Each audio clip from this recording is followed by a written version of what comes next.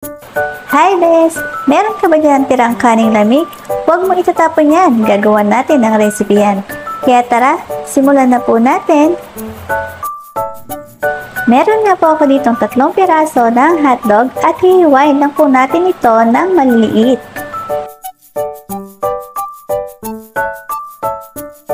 Pagkatapos nga po natin ito gayatin, ihanda nyo na po ang inyong kaning lamig.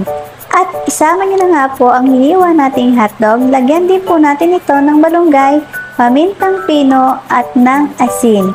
At ng isang itlog. At haluin po natin ito mga bes. Nag-add nga po ulit ako dito ng isa pang itlog at ng 3 kutsarang harina. At muli haluin lang po natin ito ulit. At kapag na-mix na nga po natin lahat ng ingredients, pwede na nga po tayo ditong mag-mold ng bilog. At budbud lang po natin ito sa may breadcrumbs.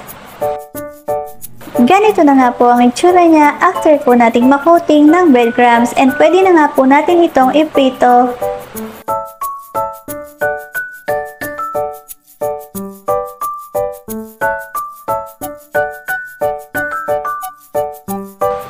Nung maluto nga siya mga bes, hindi mo nga maiisip na ito'y kanin.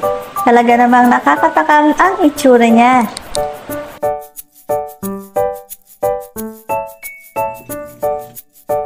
Dito nga po sa recipe na ito ay hindi na kayo mahihirapan kumain. Subo na lang kayo ng subo dito mga bes. Dahil bukod sa may kanin na nga, kasama na nga po ang ulam dito sa ating ginawang recipe.